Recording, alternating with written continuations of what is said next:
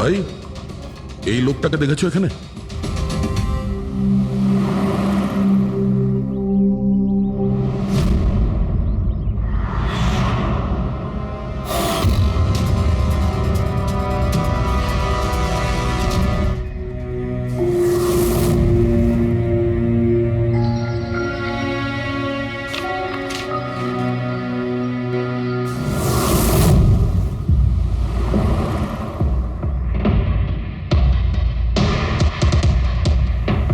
আচ্ছা, এই যে দাদা, একে দেখেছেন? হ্যাঁ দেখেছি তো, কোথায়?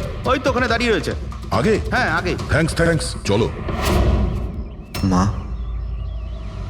বাবা, আমায় ক্ষমা করে দিও। আমি তোমাকে অনেক কষ্ট দিয়েছি, তোমাদের মান সম্মান ডুবিয়ে দিয়েছি। কিন্তু একটা সত্যি কথা, আমি খুনি নই, আমি কাউকে খুন করিনি। আমি শুধু একটু টাকা ইনকাম করতে চেয়েছিলাম, কিন্তু আমি জানতাম আজ নয়তো কাল পুলিশ আমাকে ধরেই নেবে। এটা হওয়ারই ছিল।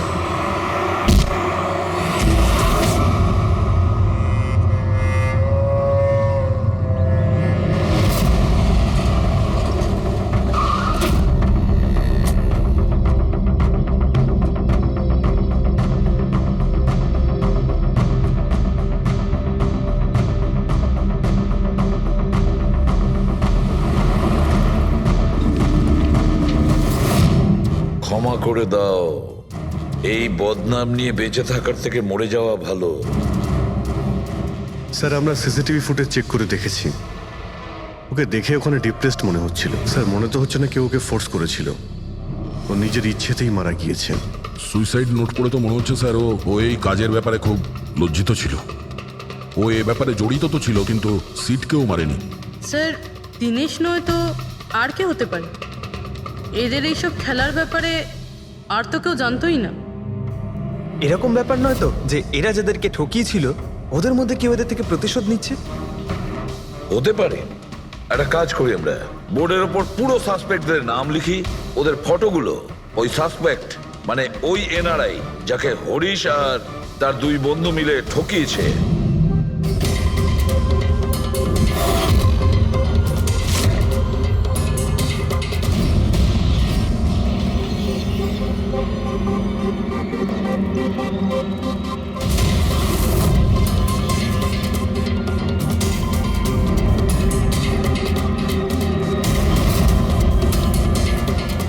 স্যার, এই হলো সেই সমস্ত লোকগুলো যারা এই কেসের সঙ্গে জড়িত।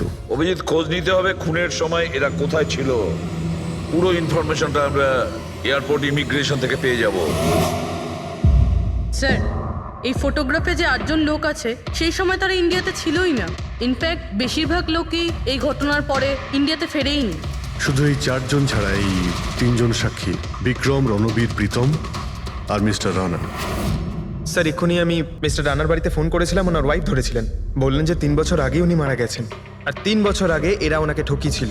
উনি এই গিল্ট ফেলেই ভুগতেন যে ওনার সামনে কেউ খুন হয়ে গেছিল আর উনি কিচ্ছু করতে পারেননি, যার জন্য উনি নেশার কবলে পড়েন। আর তাহলে বাকি থাকলো 3 জন সাসপেক্ট, প্রীতম, রণবীর আর বিক্রম। প্রীতম আর বিক্রম এরা তো দেশের মধ্যেই ছিল, কিন্তু এই শহরে ছিল না। এবার এই রণবীরই শুধু বাকি থাকলো। রণবীর তো নিজেই ওখানে ছিল, ওই ফটোতেও ছবি আছে। হ্যাঁ স্যার, ও একই সাথে ব্যালকনি আর হল তাতে থাকতে পারে না। এটা অন্য কেউই হবে। তাহলে কে হতে পারে এই খুনি? পঙ্কজ, মিস্টার রানা 3 বছর আগে মারা গেছেন, ওনার পুরো ডিটেলসটা আমার চাই। স্যার,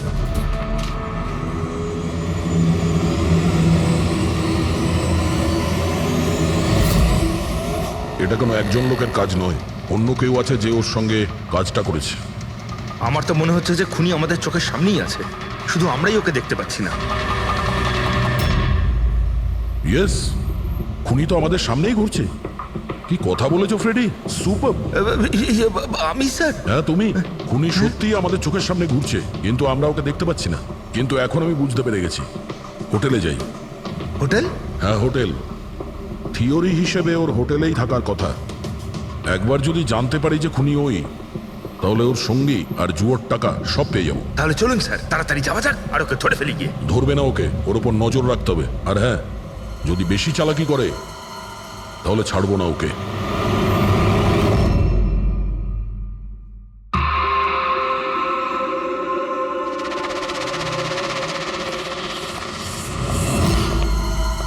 এক্সকিউজ মি, হ্যাঁ স্যার, আমি আপনার ফোন থেকে একটা ফোন করতে চাই। করুন স্যার। আমাকে হারানো আজ তোমাদের পক্ষে সম্ভবই নয়। সম্ভব না, তাই না? হ্যাঁ, দাঁড়া দেখাচ্ছি।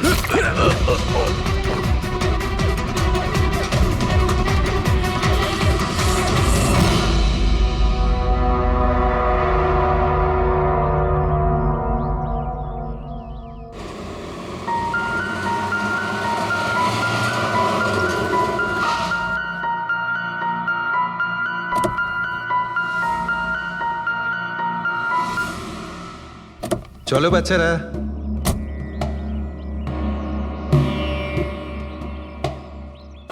ভীষণ ক্লান্ত লাগছে, এত লম্বা ড্রাইভ। হেমন্ত, তুমি তো জানো আমরা ভ্যাকেশনে এসেছি, তাহলে কিছুদিন তুমি বিশ্রাম করে নিও। ওকে ওকে বাবা, ঠিক আছে, দরজা তো খোলো, আমি লাগেজগুলো নিয়ে আসছি। হ্যাঁ। এসো।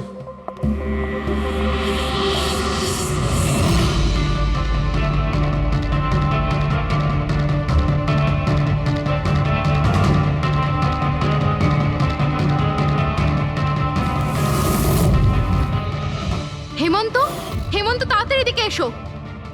এই এই দরজাটা। তুমি ওদের গাড়িতে বসাও, আমি দেখছি। হেমন্ত সাবধানে প্লিজ। চলো চলো চলো।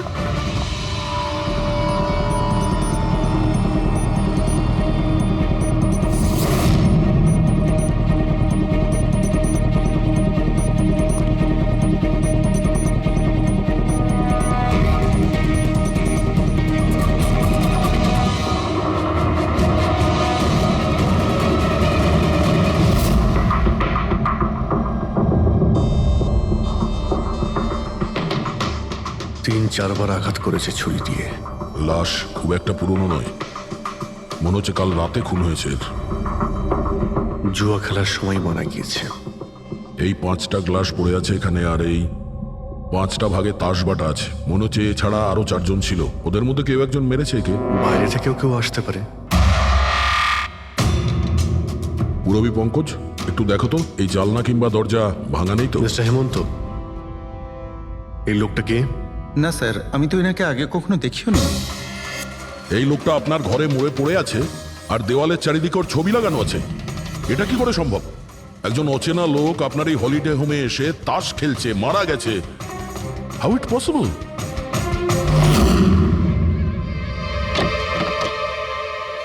আচ্ছা, এখানে কোনো গার্ড নেই? ছিল স্যার, বহু বছর একজন গার্ড ছিল, কিন্তু ওই মাস চারেক আগে তার মৃত্যু হয়, ব্যাস তারপর থেকে আর কেউ নেই। আমি ভেবেছিলাম যে এবার একজন নতুন গার্ড রাখবো। আমায় বিশ্বাস করুন, আমি একদম সত্যি বলছি, আমি এই ভদ্রলোককে চিনিও না। উনি এখানে কি করছিলেন, ওনার ছবি এখানে কেন টাঙানো, আমি কিচ্ছু বুঝতে পারছি না।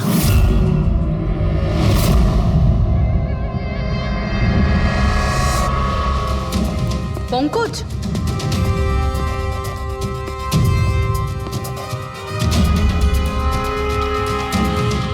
স্যার, স্যার জোর করে তো কেউ ভেতরে ঢোকেনি। হ্যাঁ, পিছনের দরজায় তালা নেই কোনো, আর তার ছিটকানিটা বাইরে থেকে খোলা যায়। ওখান থেকে এসছে ওরা। আর স্যার, এই লিভিং রুমের যে জানলাটা আছে, এর বাইরে একটা কাটার ঝোপ আছে। ঝোপের মধ্যে এইটা পেলাম স্যার, কাপড়ের টুকরো। মনে হচ্ছে কেউ এর উপরে নজর রাখছিল ওখান থেকে, আর তাড়াহুড়ো করে দৌড়তে গিয়ে তখন এই কাপড়ের টুকরোটা ওইখানে আটকে যায়। মৃত ব্যক্তি ছাড়া এখানে আরো 4 জন ছিল, আর একজন লোক বাইরে, সব মিলিয়ে 5 জন। তাহলে এই ক্রাইমের অন্তত 5 জন সাক্ষী আছে। যদি এই 5 জনের মধ্যে একজনকেও ধরতে পারা যায়, তাহলে জানা যাবে কাল রাতে এখানে কি হয়েছিল। 3 জন লোক আছে যারা এই খুনটা সম্বন্ধে জানে, এবং তারা যে খুন হয়েছে তার ছবি দেখে চিনতে পেরেছেন। কখন আসছে ওরা? একটা সময়। 5 জনের মধ্যে 3 জন প্রথমবারই পাওয়া গেল, নট ব্যাড।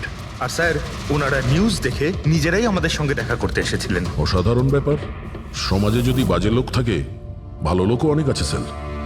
কিন্তু ওরা কাল রাতে রিপোর্ট লেখালো না কেন? স্যার, স্যার এরা ওই 3 জন, প্রীতম, রণবীর, বিক্রম। প্রীতম, রণবীর আর বিক্রম। তোমরা সবাই জানো ওই খুনটার ব্যাপারে? Yes sir. 3 জনের আলাদা করে স্টেটমেন্ট নাও। স্যার, যখন সিডের খুন হয়েছিল তখন আমি ওখানেই ছিলাম। সিড, ওর নাম সিড ছিল? হ্যাঁ স্যার। স্যার আমি ওদের চিনতামও না। কালকে প্রথমবার ওদের সাথে দেখা হয়েছে, আর কালকেই খুন হয়ে গেল। এক মিনিট, সব কিছু ঠিক মতন বলবে। স্যার আসলে ওই যে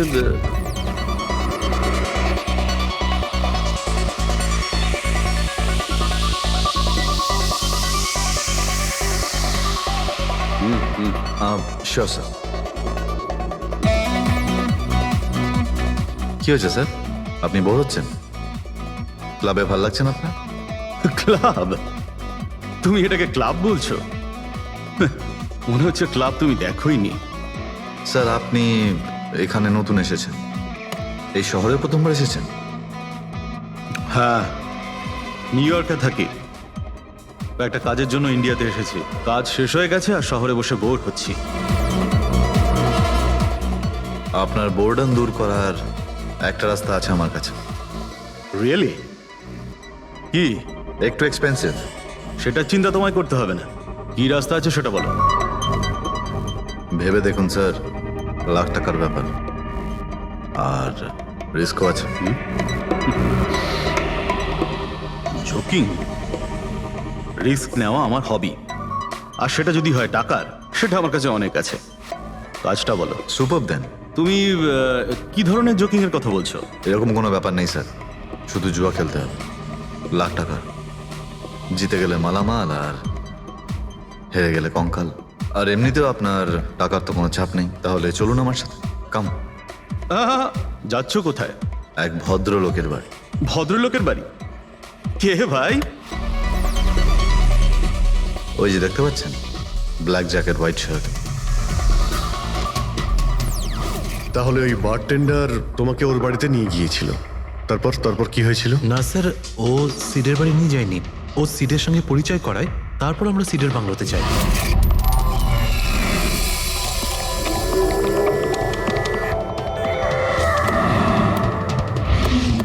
আর যখন আমরা ওখানে পৌঁছলাম তখন আগে থেকেই দুজন ওখানে ছিল।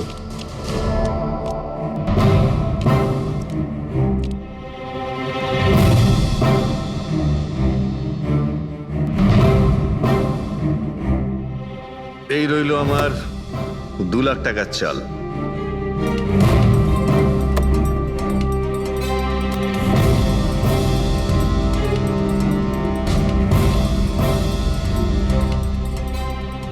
শো দেখা। দারুণ ব্যাপার ভাই। কি খেয়ে বসেছিস? জিতেই চলেছিস। আমাদেরও বলে দে, আমরা একটু টাকা কামাই। ভাই, যদি খেলেই যেতে পারা যেত তাহলে তো কোনো কথাই ছিল না। এগুলো সব কপালের ব্যাপার, আর আজ আমার কপাল ভীষণ ভালো। সেটাই মনে হচ্ছে। তাহলে আরেকটা ডিল হয়ে যাক। হয়ে যাক। এটা কি করে হতে পারে? বললাম না আমার কপাল খুব ভালো। তোর লাক আজকে ভালো না অন্য কিছু? মানে মানে এটাই যে তুই তাসের মধ্যে সেটিং করে রেখেছিস। এ নিশ্চয়ই তাসের মধ্যে কিছু গোলমাল করে রেখেছে। ভাই, এর বাড়ি হয়তো কোনো ক্যামেরাও লাগিয়ে রেখেছে, নাকি তাসে গন্ডগোল করে রেখেছে। ভেবে দেখার ব্যাপার। তোর মনে হচ্ছে আমি চিটিং করছি? অফকোর্স, নাহলে আমাদের মধ্যে কারো হাতে ভালো তাস এলো না কেন? ওর এলো না, আমার এলো না কেন? তুই চিটিং করছিস, চিটার। এই, তুই আমাকে চিটার বলছিস? হ্যাঁ, তোকে চিটার বলছি। ও, হার মেনে নিতে পারছিস না তুই, তাই তো? খোকা, এটা বড়দের গেম, বাচ্চাদের নয়। যদি এখানে জিততে হয় না, তবে কার্ডে জিততে হয়। তাহলে বেরিয়ে যায় এখান থেকে। মুখ সামলে কথা বল। কি করছিস? তুই মুখ সামলে কথা বল, এটা আমার বাড়ি, বুঝলি? বেরিয়ে যা এখান থেকে। কি করছিস কি ভাই? আরে ওকে তাড়া কেউ এখান থেকে। তার মানে হরিশ ওখান থেকে চুপ করে বেরিয়ে গেল? হ্যাঁ স্যার, প্রথমে আমারও মনে হচ্ছিল যে ও চলে গেছে, কিন্তু ও কিচেনে গেছিল। কিচেনে? হ্যাঁ স্যার, কিচেনে। যখন ও কিচেন থেকে বেরোলো তখন ওর হাতে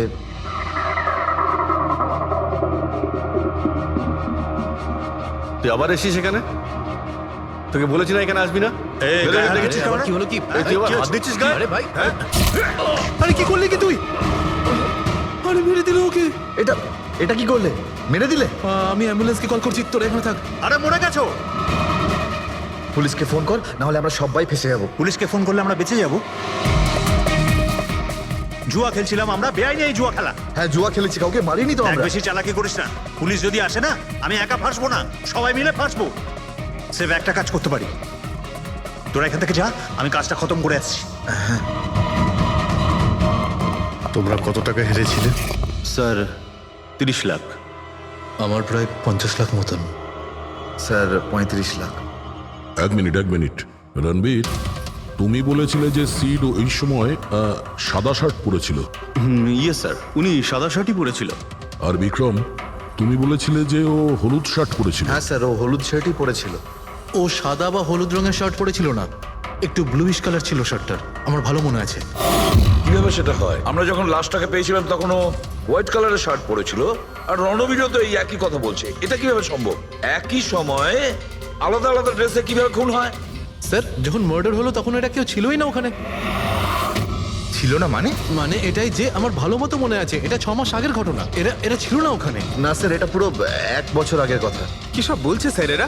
ফোন তো কাল রাতে হয়েছে, তাই না? এক্স্যাক্টলি, খুনটা গতকাল রাতেই হয়েছিল, আর সেই সময় উনি সাদা রঙের শার্টই পরেছিলেন। এক মিনিট, এসব তোমরা কি বলছো? কাল রাত, 6 মাস, 1 বছর আগে? হ্যাঁ স্যার। আই হোপ তোমরা একটা লোকের মার্ডারের কথা বলছো যা কাল রাতে হয়েছিল, তাই তো? আর তোমরা বলছো এই দুইজন ছিল না মার্ডারের সময়? স্যার এরা দুজন ওখানে ছিল না, আমি যে মার্ডারের কথা বলছি সেটা 6 মাস আগে হয়েছে। স্যার খুনটা কাল রাতেই হয়েছিল, আর সেই সময় যারা ছিল সেই দুজন অন্য কেউ ছিল, ওরা তখন ওখানে ছিল না। হ্যাঁ স্যার, ওরা ঠিক বলছে, আমিও চিনি না এদেরকে। তোমরা তিনজনের সিডের কথাই বলছো তো? আর মার্ডার হওয়ার আগে ও তোমাদের সঙ্গে চেরিস ক্লাবে দেখা করেছিল তো? আর তারপরে ও তোমাকে হেমন্ত বিলায় নিয়ে গেছে। না স্যার, ও আমাকে সংকল্প ম্যানশনে নিয়ে গেছিল, আর সেটা ওই কীর্তি হিলসে, হ্যাঁ কীর্তি হিলসে ছিল। না স্যার, ও আমাকে ইয়াশ হাউসে নিয়ে গেছিল, যেটা কার্টিস রোডে রয়েছে। একটাই লোক তিনবার তিন জায়গায় 3 রকম আলাদা আলাদা জামা কাপড় পরে কি করে মরতে পারে? হ্যাঁ সালুকে বলো। আচ্ছা ঠিক আছে, ওকে।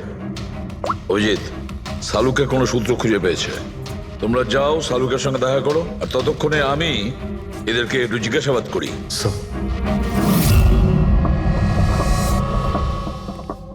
হ্যাঁ এসো এসো ভাই এসো, দেখো আমি কি পেয়েছি। আরেকটা কথা বলতে হবে, এই কেসটা বড় অদ্ভুত। হ্যাঁ ডক্টর সালুকে, কেসটা তো খুবই অদ্ভুত, আর যেগুলো আমরা জানতে পেরেছি ওগুলো। আরে না ভাই, ওইটাও তো অদ্ভুত নয়, আমি যেটা তোমাদের বলতে যাচ্ছি সেটা অদ্ভুত। হ্যাঁ কি হলো? তুমি এদিক ওদিক কি দেখছো? কিছু না। ঠিক তো? না, আমি আপনার কথাই শুনছি, কি বলছেন স্যার? ও আচ্ছা হ্যাঁ, তো আমি কি বলছি? ও হ্যাঁ, অদ্ভুত। দেখো, আমি এর রক্তের সঙ্গে সঙ্গে রক্তের মতো আর একটা জিনিস পেয়েছি। রক্তের মতো? স্যার আপনার সন্দেহ একদম ঠিক ছিল, এটা ডাই ছিল। আরে সারিকা, তুমি এসে গেছো? মানে আমি বলতে চাইছি, কি বলছো তুমি? লাল ডাই কি করে? আরে বাহ, কনসেন্ট্রেশন ফিরে পেয়েছো তুমি? আরে আমার কনসেন্ট্রেশন কোথায় গিয়েছিল? তোমরা সব সময় না আমার পিছনেই পড়ে থাকো। ও আচ্ছা আমি সিডের বডি থেকে এই প্লাস্টিক ব্যাগটা পেয়েছি। এই ব্যাগ ওর শার্টের ঠিক নিচে ওর বডির সাথে টেপ দিয়ে আটকানো ছিল, আর এই ব্যাগটাতেই একদম রক্তের মতো ডাই রাখা হয়েছিল। এটা তো ঠিক ওই রকমই যেটা ফিল্মের শুটিং এ ইউজ করা হয়।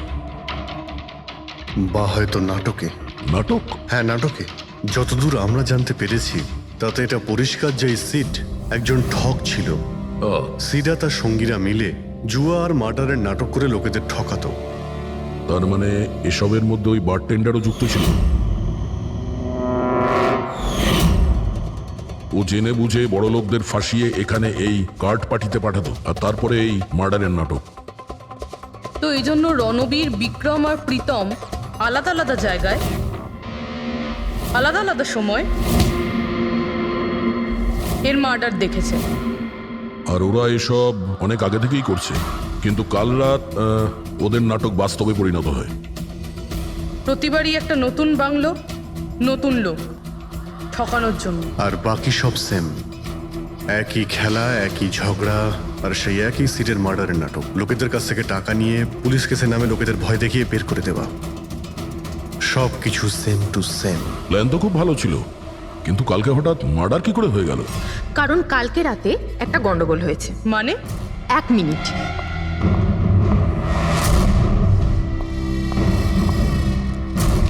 স্যার, আর এই হচ্ছে ছুরি। এই ছুরিটাও সেই রকমই নকল যেমনই রক্তটা। যদি এটাকে কারোর শরীরে মারা যায় তখন এটা শরীরের ভেতরে যায় না, এটা ছুরির ভেতরেই চলে যায়। এই দেখো। কিন্তু ডক্টর, এটা যদি নকল চাকু হয় তাহলে এই নকল চাকু দিয়ে সিড মারা গেল কি করে? কালকে রাতে একটা ভুল হয়েছিল। এখানে একটা পেঁচ আছে, এই দেখো। যদি এই পেঁচটাকে ঘুরিয়ে দেওয়া যায় তখন এই ফলাটা আটকে যায়, ভেতরে ঢুকতে পারে না। তারপর এই ছুরিটা দিয়ে কেউ যদি আঘাত করে শরীরের ভেতরে ঢুকে যায়। কেউ ইচ্ছে করে এই ছুরিটাকে এরকম বানিয়েছে যাতে সিড মরে যায়। এরকম তো সেই লোকটাই করতে পারে যে এই খেলার ব্যাপারে সব কিছু জানতো। এটা বোধহয় সে যে লিভিং রুমের ব্যালকনিতে ছিল, যার কাপড়ের টুকরো আমরা পেয়েছিলাম। আর দ্বিতীয়ত, আমাদের খুনির কাছে সে পৌঁছবে যে বাকি লোকেদের কার্ড পার্টি পর্যন্ত পৌঁছেছে। ওই bartender Dinesh. Excuse me? I am sorry sir, এখনো ক্লাব ওপেন হতে বেশ কিছুটা সময় বাকি আছে। Sorry sir. আমরা একটা কেসের ব্যাপারে এখানে এসেছি। আমরা সিআইডি থেকে। সিআইডি? হ্যাঁ বলুন স্যার, আমি কি করতে পারি আপনার জন্য? স্টাফেদের সঙ্গে কিছু কথা আছে। স্টাফেরা এখানে আছে? এখন সবাই তো এখানে নেই, কিছু লোক আছে যারা লকার রুমে ইউনিফর্ম চেঞ্জ করছে। আপনাদের একজন বারটেন্ডার দিনেশ, সে কোথায়? ম্যাম, কাল থেকে ও কাজে আসেনি, জানি না না বলে কোথায় গেছে। আচ্ছা স্যার, ব্যাপারটা কি? ও কিছু ঘটিয়েছে নাকি? করেছে কি করেনি সেটা পরে আপনি জানতে পারবেন। আপাতত আপনি ওর অ্যাড্রেস দিন আমাদের। স্যার, ও এখানে যে অ্যাড্রেস দিয়েছিল সেটা ভুল অ্যাড্রেস। অ্যাকচুয়ালি ও যখন উধাও হয়ে গিয়েছিল এখানে অ্যাড্রেস বুক থেকে ওর সব ডিটেলস বার করেছিলাম আমি, কিন্তু তারপর দেখলাম যে অ্যাড্রেসটা ভুল। আপনি চাইলে আমি আপনাকে অ্যাড্রেসটা দিতে পারি, কিন্তু আমার মনে হয় না আপনি ওকে ওখানে খুঁজে পাবেন। আপনি যখন কাউকে কাজে রাখেন তখন তাদের ডিটেলস নিয়ে রাখেন না? আপনি কি জানেন আপনার এই বারকে সামনে রেখে ও লোককে ঠকাতো? হোয়াট? আর আমরা এখন ওকে একটা খুনের ব্যাপারে খুঁজছি। Murder? I am sorry ma'am, আমি সত্যি জানতাম না। সেই জন্যই আগে থেকে ভালো করে খোঁজ নিতে হয়। রুলসগুলো আপনার ভালো করে ফলো করা উচিত ছিল। আগে থেকে এগুলো করলে আজকে এরকম প্রবলেম হতো না। I am sorry sir. আচ্ছা, এই দিনের সম্পর্কে আর কি বলতে পারো? কিছু জানো ওর সম্পর্কে? না স্যার, তেমন বিশেষ কিছু নয়, কারণ ও খুব কম কথা বলতো, বেশিরভাগ চুপ করেই থাকতো। সেই জন্য ওর বন্ধু কম ছিল, শুধু এক মেয়ে ছাড়া, মানসী। ও এখানে ওয়েট্রেসের কাজ করে। ওদের মধ্যে ভালো ভাব ছিল, যদিও ওরা দুজনে কোনোদিন এটা প্রকাশ করেনি, কিন্তু আমার মনে হয় যে ওদের মধ্যে প্রেমের সম্পর্ক ছিল। তো আপনি মানসীকে জিজ্ঞেস করেননি কি ছিল ওদের মধ্যে? জিজ্ঞেস করেছিলাম ওকে, কিন্তু ও নিজেও জানে না। কোনো ব্যাপার না, মানুষকে একবার ডাকুন তো। ঠিক আছে স্যার। স্যার, মানসী। মানসী, দিনেশ তোমার বন্ধু ছিল? ছিল মানে? ও ঠিক আছে তো? দেখো, একটা খুন হয়েছে, আমরা সন্দেহ করছি দিনেশ ওটাতে ইনভলভ আছে। আমরা ওকে খুঁজছি। তুমি জানো কোথায় আছে ও? আমি নিজেই অনেক টেনশনে আছি, ওর ফোনও লাগছে না। আর ও এখানে যে অ্যাড্রেসটা দিয়েছিল সেটাও নকল। আর আপনারা বলছেন যে ও কোনো মার্ডারের সাথে যুক্ত? আচ্ছা, আপনি তো ওকে খুব ভালো করেই জানতেন না? হ্যাঁ স্যার, আমরা একে অপরকে ভালোবাসতাম আর আমরা বিয়েও করতে চলেছিলাম। সেই জন্য ও কিছু টাকা জোগাড় করতে চাইছিল। আচ্ছা, ও এই টাকাটা ক্লাবের চাকরি থেকে জমাচ্ছিল নাকি অন্য কোনো সাইড বিজনেস ছিল ওর? চাকরি ছাড়া ও শেয়ার বিজনেসে ও টাকা লাগিয়েছিল। আর আমাকে বলতো যে ও অনেক টাকা রোজগার করছে, আমাকে দামি দামি গিফট দিত আর দামি দামি রেস্টুরেন্টও নিয়ে যেত। তো ও তোমায় ওর ঠকানোর বিজনেসের ব্যাপারে কিছুই বলেনি? ওর কোনো ছবি আছে তোমার কাছে? হ্যাঁ আছে।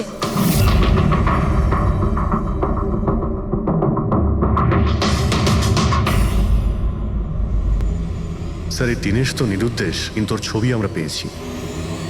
এটাকে আমরা সার্কুলেট করে দিই। স্যার এই দীনেশ তো নিরুদ্দেশ, কিন্তু ওর ছবি আমরা পেয়েছি। এটাকে আমরা সার্কুলেট করে দিচ্ছি। হ্যাঁ করাও অভিজিৎ, করাও। তিনজনের স্কেচ তো করা হচ্ছে। একটা কথা তো পরিষ্কার যে চারজন সবাই একসঙ্গে কোনো গর্তে লুকিয়ে বসে আছে। হ্যাঁ স্যার, স্যার এরা ঠগ কিন্তু খুনি নয়। ভুল করে এদের হাতে খুন হয়ে গেছেন। 100% এরা ভয় পেয়েই কোথাও লুকিয়ে রয়েছে। ব্যাস এই ভয়টাকেই আমাদের কাজে লাগাতে হবে। এমন ভাবে ভয় দেখাতে হবে যে ওরা নিশ্চয়ই কোনো ভুল করে থাকবে আর আমরা খাপ করে ধরে ফেলবো। স্যার স্যার, হ্যাঁ স্কেচ তৈরি। ওকে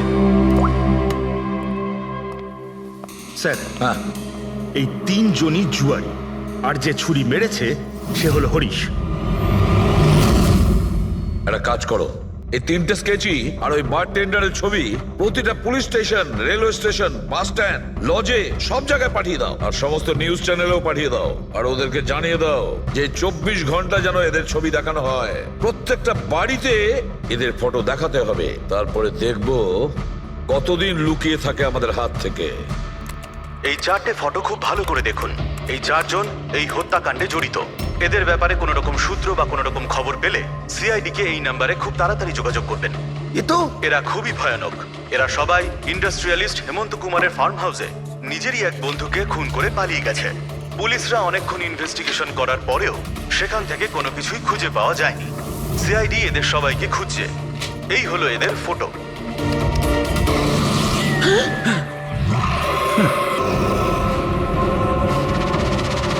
ভাই শোন না, ম্যাচটা চালু কর না, ম্যাচ হচ্ছে। এরা সবাই ইন্ডাস্ট্রিয়ালিস্ট হেমন্ত কুমারের ফার্ম হাউসে নিজেরই এক বন্ধুকে খুন করে পালিয়ে গেছে। সিআইডি এদের সবাইকে খুঁজছে। এই হলো এদের ফটো। দেখলি তুই, এরা তো সবকিছু জেনে ফেলেছে। ভাই ছবি টবি সব দেখাচ্ছে, সমস্ত ডিটেলস দেখাচ্ছে। বাজেভাবে ফেসে যাবো ভাই এসবে। হাসবো তো বটেই। আমি তোদের আগেই বলেছিলাম যে চল পালিয়ে যাই, কিন্তু তোরা তো শুনলেই না। এবার পুলিশ আসবে, সব জায়গায় খোঁজ করবে, আর তখন আরে এখনো অনেক সময় আছে। চল পালাই, এই ব্যাগ তোলা, সবাই মিলে পালাই, চল।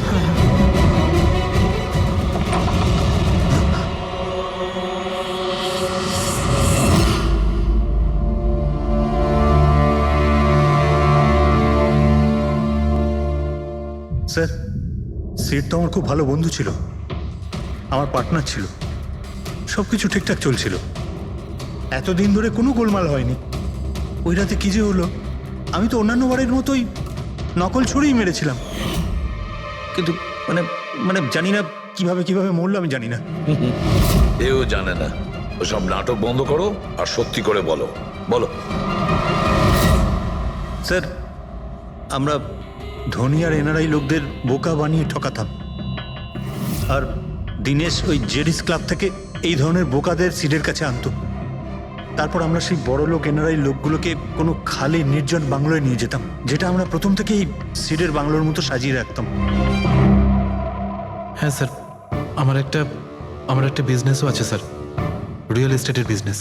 তাই স্যার এই কাজের জন্য এরকমই খালি শুনশান বাংলোর খোঁজ করতাম আমি স্যার, আর তারপর অ্যাভেলেবেল করাতাম এই কাজের জন্য স্যার। স্যার, প্রথমে আমরা মুরগিকে জিততে দিই, আর তারপর যখন সে ভরসা পেয়ে যায় তখন সিট জেতা শুরু করে দেয়। এই সব কিছুর প্ল্যান থাকতো স্যার, সিট জিততেই থাকতো, আর ওরা আমার মধ্যে ঝগড়া শুরু হতো, আর আমি রেগে গিয়ে ওকে খুন করে দিতাম, মানে মিথ্যে করেই। এসব দেখে ধনী এনআরআই লোক ঘাবড়ে যেত আর ওদের টাকা পয়সা ফেলে পালিয়ে যেত। ওঠে পর নাটক শেষ, চলে গেছে ও।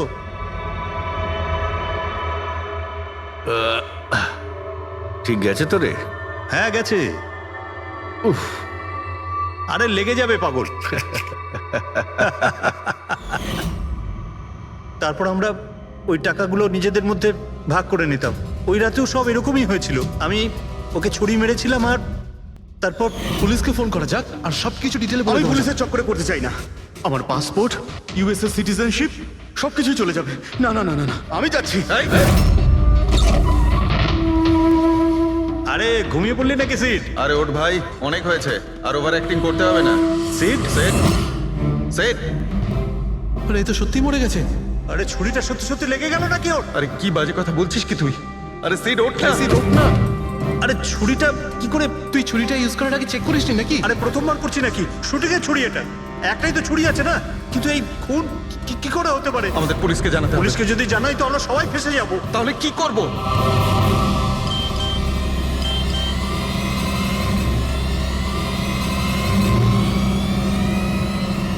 তোর খেলাটা ভেস্তে গেছে ভাই। কি? এই এই দিকটা দেখ, এই দেখ ফটো আছে। আরে আমি এই ফটোগুলো এখনই পাঠাচ্ছি পুলিশের কাছে অ্যাড্রেস সহ। ওরা এক্ষুনি ওখানে এসে পড়বে।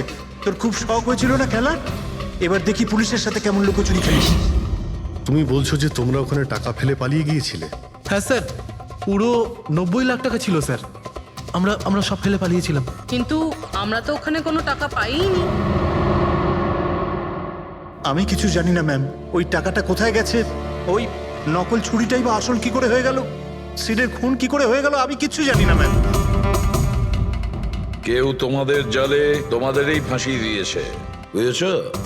দেখো, এমন কেউ আছে যে তোমাদের এই খেলার ব্যাপারে সব কিছুই জানতো। ওই ছুরিটা নিয়ে কোনো গন্ডগোল করেছিল আর তাতেই সিট মারা যায়।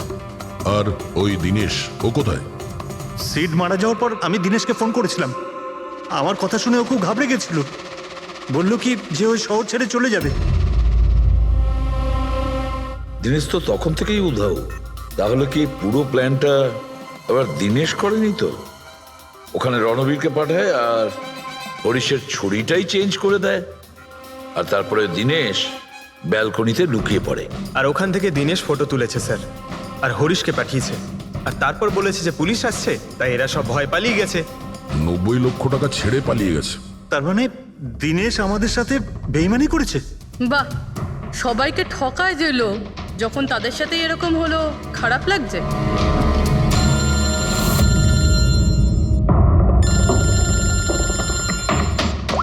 হ্যাঁ বলো সালুকে। ফ্যান্টাস্টিক, ঠিক আছে।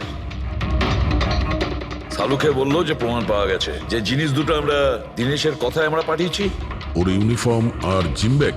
হ্যাঁ দা, যে কাপড়ের টুকরো আমরা ব্যালকনি থেকে পাই, ওই টুকরোর সঙ্গে এই দিনেশের ইউনিফর্মের কাপড় ম্যাচ করছে। স্যার, তার মানে খুনি দিনেশ?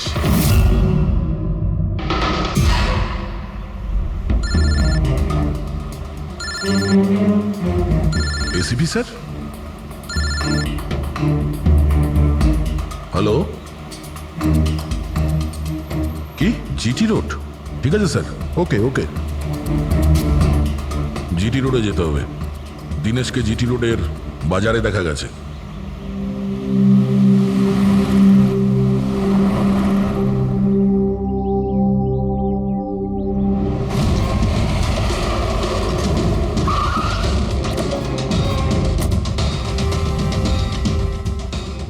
ভাই, এই লোকটাকে দেখেছো এখানে?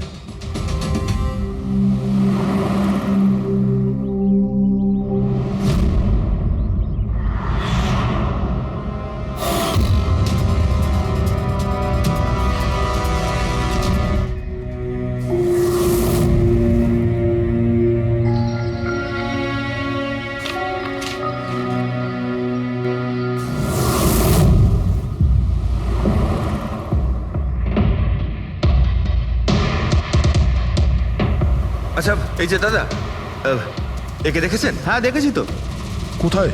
ওই তো ওখানে দাঁড়িয়ে রয়েছে। আগে? হ্যাঁ আগে। থ্যাঙ্কস থ্যাঙ্কস, চলো। মা, বাবা, আমায় ক্ষমা করে দিও। আমি তোমাকে অনেক কষ্ট দিয়েছি, তোমাদের মান সম্মান ডুবিয়ে দিয়েছি। কিন্তু একটা সত্যি কথা, আমি খুনি নই। আমি কাউকে খুন করিনি। আমি শুধু একটু টাকা ইনকাম করতে চেয়েছিলাম। কিন্তু আমি জানতাম আজ নয়তো কাল পুলিশ আমাকে ধরেই নেবে। এটা হওয়ারই ছিল।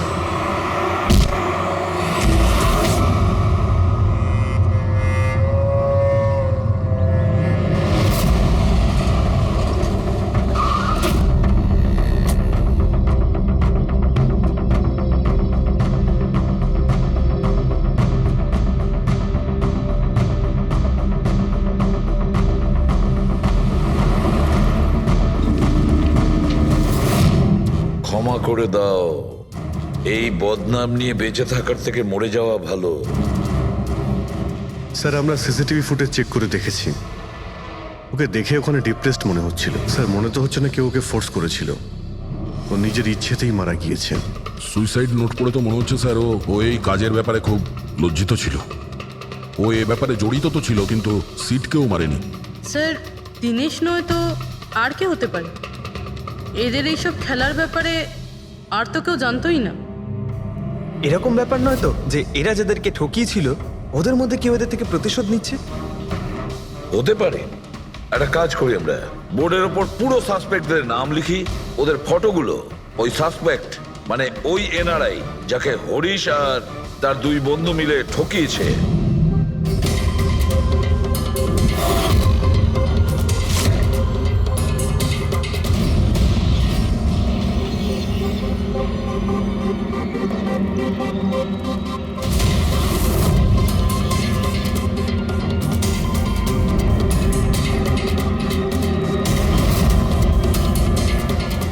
স্যার এই হলো সেই সমস্ত লোকগুলো যারা এই কেসের সঙ্গে জড়িত।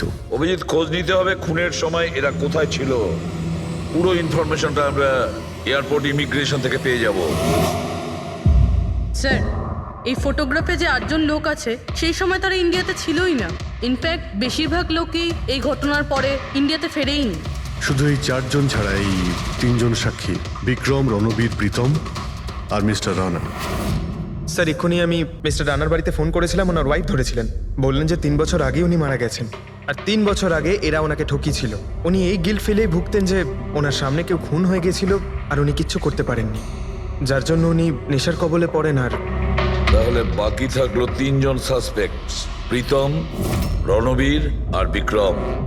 প্রীতম আর বিক্রম এরা তো দেশের মধ্যেই ছিল, কিন্তু এই শহরে ছিল না। এবার এই রণবীরই শুধু বাকি থাকলো। রণবীর তো নিজেই ওখানে ছিল, ওই ফটোতেও ছবি আছে। হ্যাঁ স্যার, ও একই সাথে ব্যালকনি আর হল তাতে থাকতে পারে না, এটা অন্য কেউই হবে। তাহলে কে হতে পারে এই খুনি? পঙ্কজ, মিস্টার রানা 3 বছর আগে মারা গেছেন, ওনার পুরো ডিটেলসটা আমার চাই। স্যার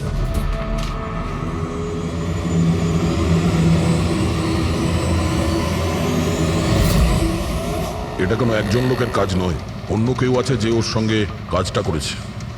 আমার তো মনে হচ্ছে যে খুনি আমাদের চোখের সামনেই আছে, শুধু আমরাই ওকে দেখতে পাচ্ছি না। ইয়েস, খুনি তো আমাদের সামনেই ঘুরছে। কি কথা বলেছো ফ্রেডি, সুপার। আমি স্যার? হ্যাঁ তুমি। খুনি সত্যিই আমাদের চোখের সামনে ঘুরছে, কিন্তু আমরা ওকে দেখতে পাচ্ছি না। কিন্তু এখন আমি বুঝতে পেরে গেছি। হোটেলে যাই। হোটেল? হ্যাঁ হোটেল। থিওরি হিসেবে ওর হোটেলেই থাকার কথা।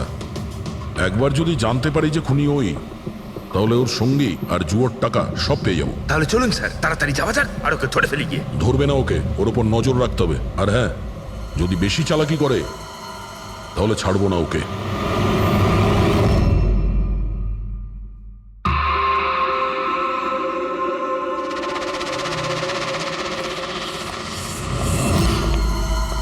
Excuse me. হ্যাঁ স্যার, আমি আপনার ফোন থেকে একটা ফোন করতে চাই। করুন স্যার। ওয়েল, আমার একটু প্রাইভেট কথা ছিল আর কি। এছাড়া কি আপনার কাছে অন্য কোনো ফোন আছে? স্যার ওইটাই চলে যান, ওটা থেকে কথা বলে নিন। Thank you. Thank you.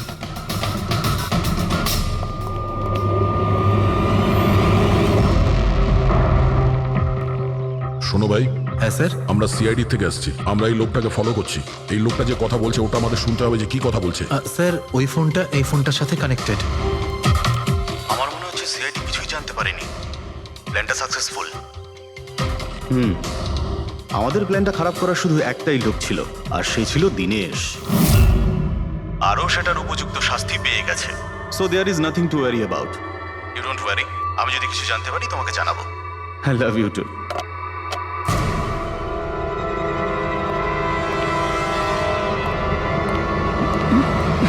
এই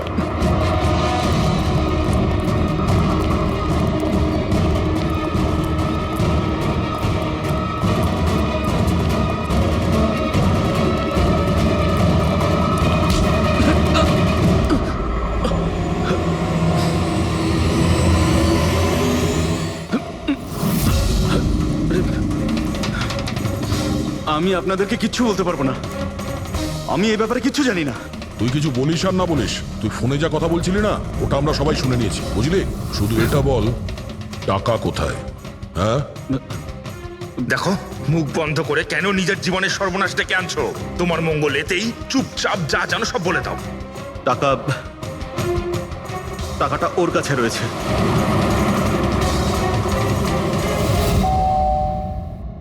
একটু দেখ তো মা, কে বেল বাজাচ্ছে? হ্যাঁ মা।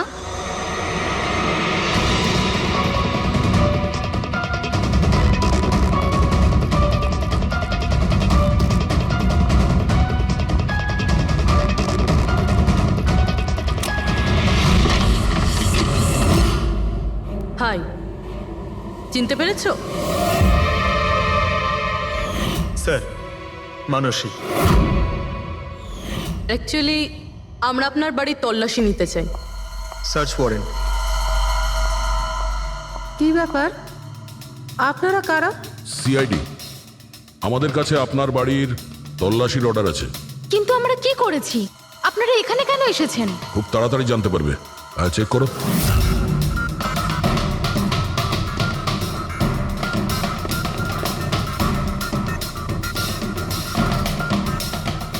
দয়া স্যার।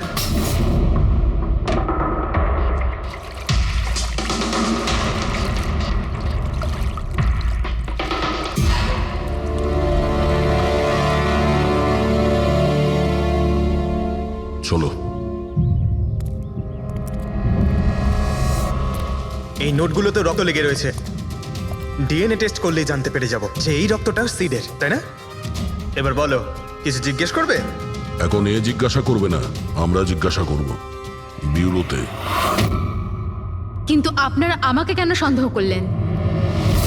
শেষবার আমাদের মনে হয়েছিল যে দিনেশ খুনি, কিন্তু ও সুইসাইড করে প্রমাণ করে দিয়েছে যে ও খুনি নয়। মানুষ, এটা কি চেনো? এটা তোমার ইউনিফর্মের কাপড়ের টুকরো। এটার কারণে আমরা তোমাকে সন্দেহ করছি, বুঝেছো? আর তারপর আমরা এইটা খোঁজ লাগালাম যে তুমি এরকম কাজ করলে কেন। আপনি জানতেন যে আমি এসব কেন করেছি? মিস্টার রানা, আপনার বাবা ছিল, রাইট? হ্যাঁ, উনি আমার বাবা ছিলেন, আর ওনার প্রাণ সিট আর ওনার সঙ্গীতের জন্য গেছে।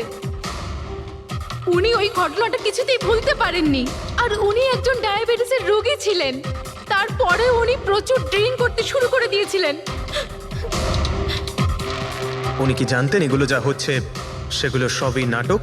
না, উনি কিছুই জানতেন না। যদি এটা জানতেন তাহলে নিজের প্রাণ নিতেন না। উনি তো এই সব কিছুকে সত্যি মনে করতেন। ইউএসএ তে ছিলাম আমি, যখন মা আমাকে কল করলো। বাবার অবস্থা খুব খারাপ ছিল।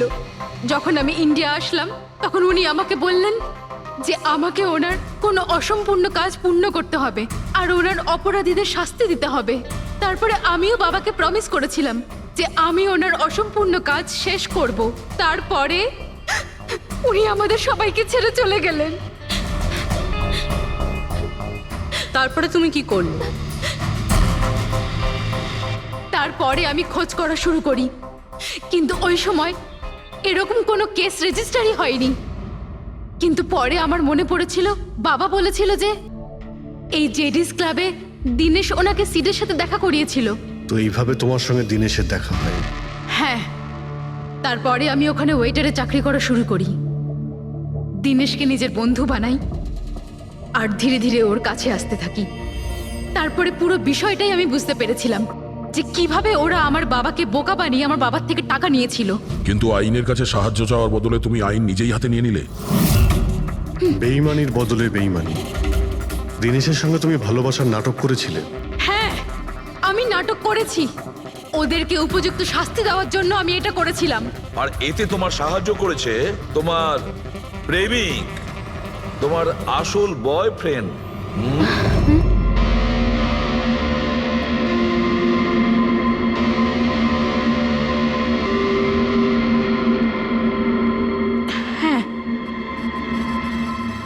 আমরা দুজনে মিলে প্ল্যান করেছিলাম। রণবীর ওই রাতে জেনে বুঝে বোকা হয়েছিল। আর ওই ছুরি, ছুরিটাকে খারাপ করেছিল? যদি এই পেঁচটাকে ঘুরিয়ে দেওয়া যায় তখন এই ফলাটা আটকে যায়। ওই ছুরিটাকে আমি খারাপ করেছিলাম, আর ব্যালকনি থেকে লুকিয়ে ফটো আমিই নিয়েছিলাম। তারপরে আমি ওই ফটো হরিশকে পাঠিয়েছিলাম, আর ওদেরকে ওখান থেকে তাড়িয়ে দিলাম, আর আমি টাকাগুলো নিয়ে ওখান থেকে বেরিয়ে পড়লাম। আমি আমার বাবাকে দেওয়া প্রমিস পূরণ করেছি। ওই টাকাটা আমার বাবার ছিল, আমি ওনার প্রতি ন্যায় করেছি। ভুল। ওই ন্যায় বিচার করা তোমার কাজ নয়, সেটা করবে আদালত। তুমি আইন নিজের হাতে নিয়েছিলে, আর একটা খুব মস্ত বড় অপরাধ করেছো। আইন তোমাকে কঠোর থেকে কঠোরতম শাস্তি দেবে, তোমাদের দুজনকে কঠোর শাস্তি দেবে।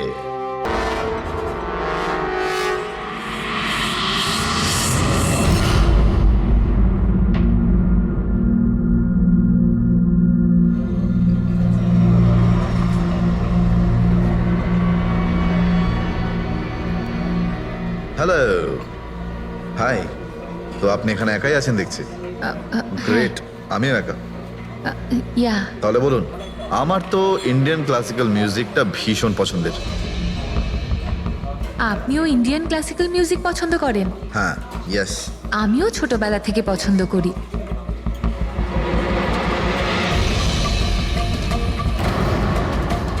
কি হলো, আপনি বারবার ওদিকে তাকিয়ে আছেন কেন? আপনার মতো সুন্দরী আরো কেউ আসতে চলেছে নাকি এখানে? হ্যাঁ, না না না, এমনি। Excuse me. Yeah, sure.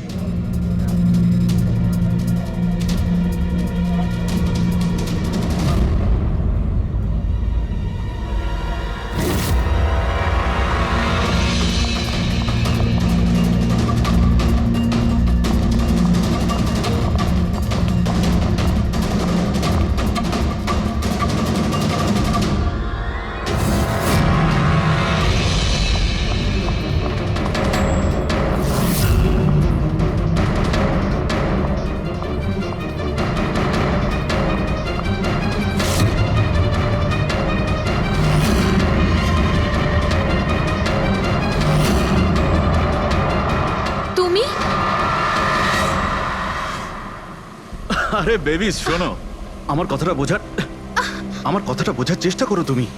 এছাড়া আমাদের কাছে আর কোনো উপায় নেই। যদি তুমি আমার সাথে গোটা জীবনটা কাটানোর চেষ্টা করো, তাহলে কিন্তু আমাদের বাড়ি থেকে পালাতেই হবে। তুমি না ফিল্ম দেখা বন্ধ করো। যদি ধরা পড়ে যায় তাহলে আমাদের বাবা আমাদের দুজনকে মেরে এই সমুদ্রেই ভাসিয়ে দেবে। কিন্তু উনি তো আমাদের বিয়েতে রাজি হচ্ছেন না, তাহলে কিছু তো করতে হবে। কিছু না, আমি তোমার সাথে কথাই বলবো না। আইসক্রিমটা ধরো আর যাও এখান থেকে। আরে আকাঙ্ক্ষা, আকাঙ্ক্ষা, আকাঙ্ক্ষা, শোনো না। আকাঙ্ক্ষা, আকাঙ্ক্ষা শোনো। আকাঙ্ক্ষা, আরে আকাঙ্ক্ষা।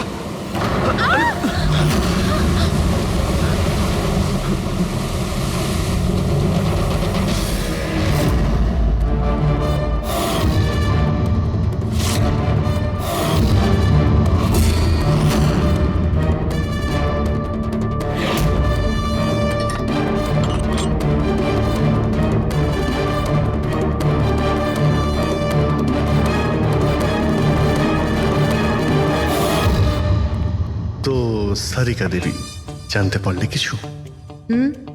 সবকিছু। তাহলে বলে ফেলো, দেরি করে আর। ভাই, আমিও তো আছি। আচ্ছা, তাহলে আপনি শুরু করে দিন। আমিও শুরু করব।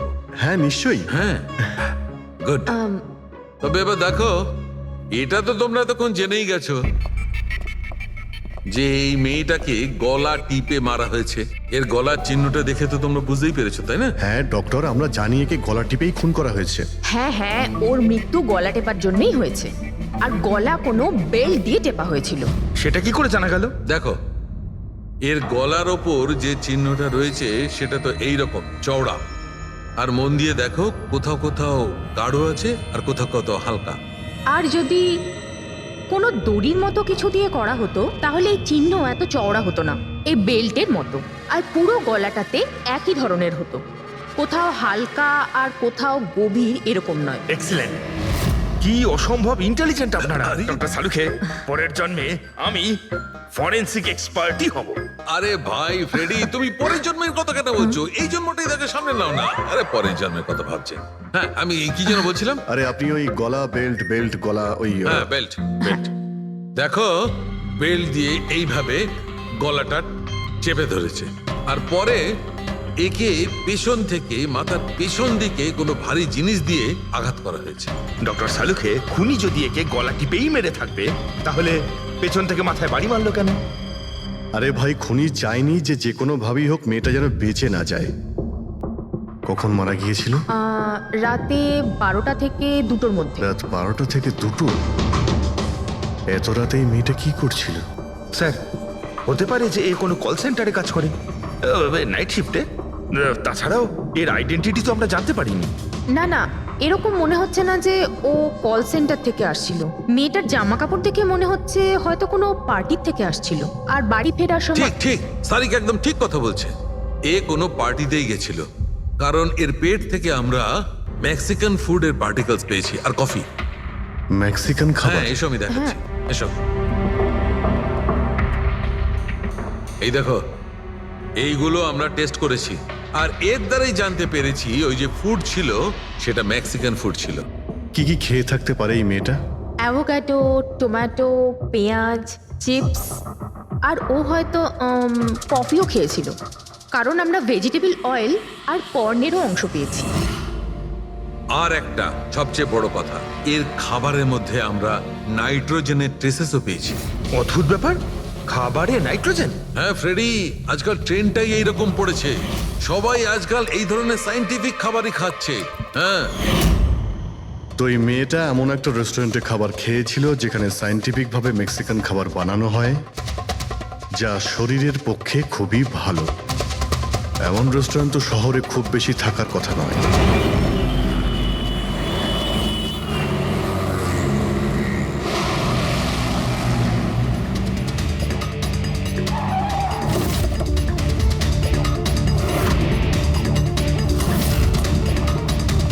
মনে হচ্ছে নিশ্চয়ই এখানে কোনো ক্লু পাওয়া যাবে।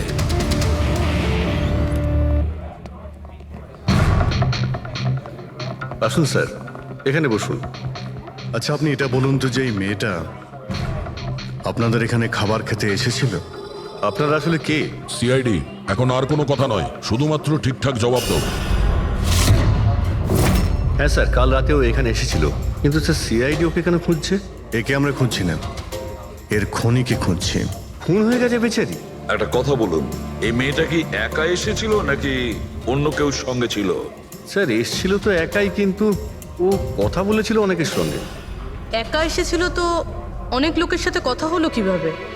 আসলে আমাদের রেস্টুরেন্টে কালকে স্পিড ডেটিং নাইট ছিল। Speed dating? স্পিডে তো কার কিংবা বাইক চালানোর কথা শুনেছিলাম স্যার, কিন্তু স্পিড ডেটিং এটা কি ধরনের জিনিস?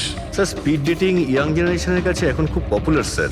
বেসিক্যালি ছেলে বা মেয়ের মিটিংয়ের জন্য একটা প্ল্যাটফর্ম তৈরি করা হয়, যাতে ওরা নিজেদের জীবনসাথী বেছে নিতে পারে। মানে যেভাবে ইন্টারনেট থেকে যোগাযোগ হয়, তাই তো? হ্যাঁ স্যার, অনেকটা সেরকমই, তবে ফোকাসটা বিয়ের ওপর নয়, ডেটিংয়ের ওপর হয়, যাতে ছেলেমেয়েরা নিজেদের চিন্তাভাবনা শেয়ার করতে পারে, আর যাকে পছন্দ হবে তাকে জীবনসঙ্গী করতে পারে। মানে যে কেউ যে কোনো লোকের সঙ্গে কথা বলতে পারে, আলাপ করতে পারে আপনাদের এই স্পিড ডেটিং এর মাধ্যমে? হ্যাঁ স্যার, প্রত্যেকটা মেয়ে আলাদা আলাদা টেবিলে বসে, আর ছেলেদের কাছে 5 মিনিট সময় থাকে তাদের সঙ্গে কথা বলার জন্য। মেয়েরা কথাবার্তার ভিত্তিতে তাদের লিস্ট থেকে 10-এর মধ্যে মার্কস দিতে থাকে ছেলেদের, আর ডেটিং এজেন্সি এই মার্কসের ভিত্তিতে ছেলে মেয়েদের জীবনসঙ্গী বেছে দেয়। আচ্ছা, কতজন এসেছিল এই আপনাদের স্পিড ডেটিং এ? স্যার, 10টা ছেলে আর 10টা মেয়ে ছিল। খুব ভালো ইভেন্ট হয়েছিল স্যার।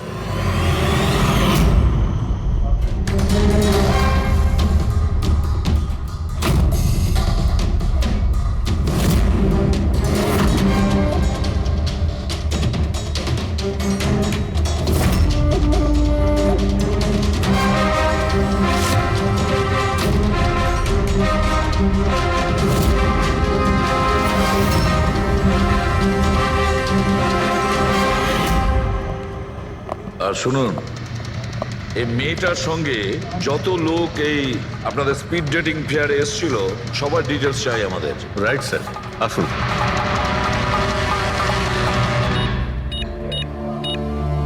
স্যার এই হলো এই ম্যাডামের ডিটেলস। মিস মালা বিরমানি, অ্যাড্রেসটা হলো A/231B ইউক্যালিপ 1111, ফোন নাম্বার 6528119991। এই সব কিছু ডিটেলস চাই আমাদের। আচ্ছা, ওই মেয়েটা কালকে মেক্সিকান খাবারের সঙ্গে কফিও খেয়েছিল কি? না স্যার, কফি তো পাওয়াই যায় না আমাদের রেস্টুরেন্টে। আপনাদের এই রেস্টুরেন্টে কফি পাওয়া যায় না? না স্যার। আচ্ছা আচ্ছা, আপনি এর প্রিন্ট আউটটা নিয়ে আসুন। আনছি স্যার। হতে পারে এই মালা এখান থেকে কোনো ছেলের সঙ্গে বাইরে গিয়েছিল কফি খেতে, খাওয়া দাওয়ার পরে, আর তখনই ও খুন হয়ে যায়। কি? এটা কিভাবে সম্ভব?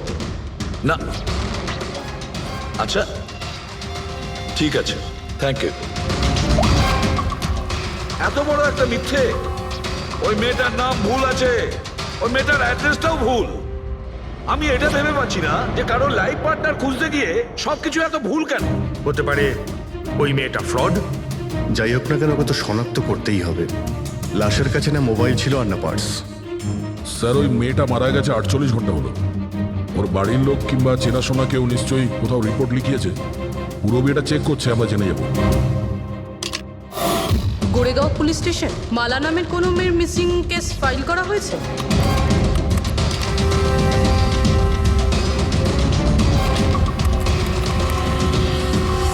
আচ্ছা, গ্রেট, থ্যাঙ্কস।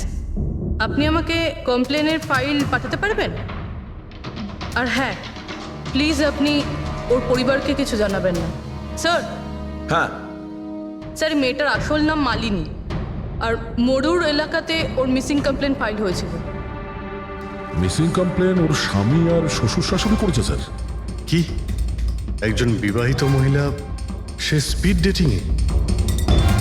সেটাই তো, আর সেটাও আবার কোনো নকল নাম দিয়ে। হ্যাঁ বলুন। সিআইডি।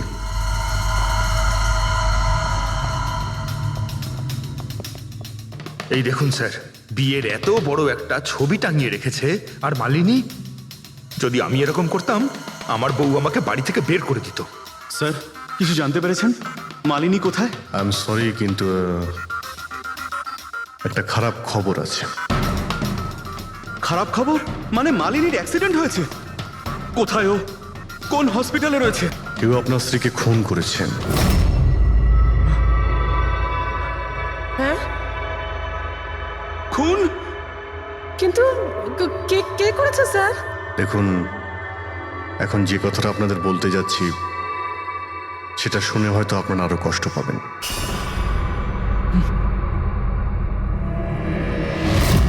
Speed dating? সেটা আবার কি স্যার? এটা এমন একটা প্রোগ্রাম যেখানে ছেলে মেয়েদের দেখা হয় তাদের জীবন সঙ্গী বেছে নেওয়ার জন্য। আর মৃত্যুর রাতে মালিনী এরকমই প্রোগ্রামে গিয়েছিল।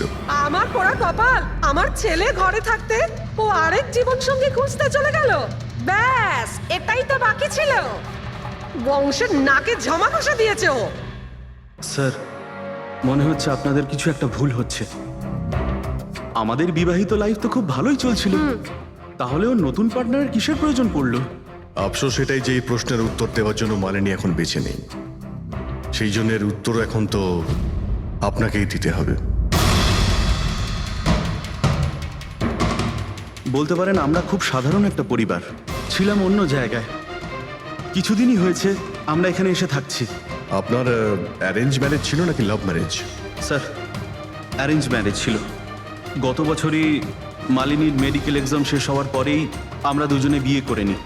কোনো ঝগড়া বা কিছু? স্যার, না স্যার, তেমন তো আমাদের মধ্যে কোনো ঝগড়া হয়নি। এর জন্য তো আরও চিন্তা হচ্ছে যে ও স্পিড ডেটিংয়ে যেতে গেল কেন। আচ্ছা, আপনি এটা বলুন যে রাতে মালিনীর খুন হয়েছিল আপনি কোথায় ছিলেন? স্যার, আমি আমার অফিসে কাজ করছিলাম। সেদিনকে অফিসে আমার অনেক কাজ ছিল, অনেক রাত পর্যন্ত আমি কাজ করেছি। কত রাত পর্যন্ত? এই ধরুন রাত 1:30 পর্যন্ত। আমি তো বাড়িতে ফিরে জানতে পারলাম যে মালিনী বাড়িতে ফেরেইনি। ওর সঙ্গে কারো কোনো শত্রুতা? না স্যার, কোনো শত্রুতা তো ছিল না।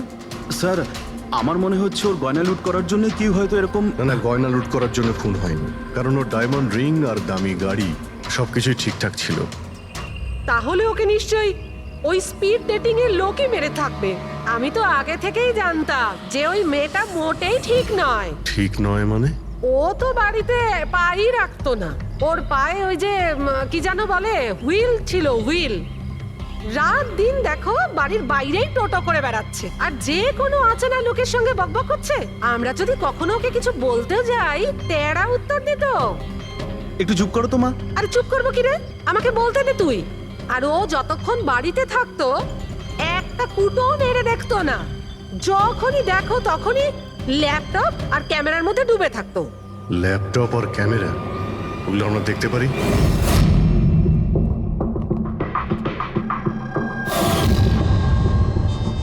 স্যার এই হলো ওর ল্যাপটপ। আর এই ক্যামেরাটা কোথায়? ক্যামেরা স্যার, আমার মনে হয় না যে মালিনী ওর স্বামীকে ঠকাচ্ছিল। ও অন্য কোনো উদ্দেশ্যেই ওখানে গিয়েছিল। উদ্দেশ্য কি ছিল সেটা এই ক্যামেরা ল্যাপটপ থেকে জানতে পারাই যাবে। স্যার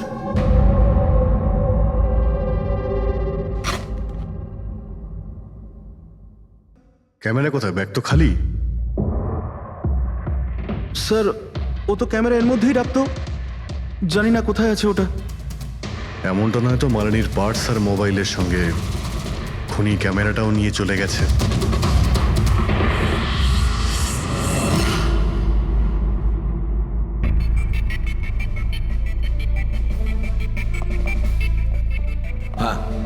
স্যার, এই স্পিড ডেটিং এর কনসেপ্টটা তো বেশ ভালো, কিন্তু যদি সাবধান না থাকা হয় তো খুবই ক্ষতি হতে পারে। হ্যাঁ স্যার, এদের মধ্যে কেউ ক্রিমিনালও হতে পারে। একদম ঠিক, কিন্তু এই সাবধানতাটা ইভেন্ট ম্যানেজারের এবং সমস্ত পার্টিসিপেন্টদের এটা বোঝা উচিত। স্যার, হ্যাঁ, এই সোহনের মিথ্যে কথা ধরা পড়ে গেছে স্যার। এ আমাদের বলেছিল পরশুদিন রাতে ও নিজের অফিসে কাজ করছিল রাত্রি 1:30 পর্যন্ত, কিন্তু ওর মোবাইল ডিটেলস অন্য গল্প বলছে। ওর অফিস আন্ধেরিতে আর এই দাদা বান্দ্রাতে ছিল রাত 11:30 থেকে 12:30 অবধি, সেই রেস্টুরেন্টের কাছে যেখানে মালিনী গিয়েছিল স্পিড ডেটিং এর জন্য। এখনই ওকে ডেকে পাঠাও।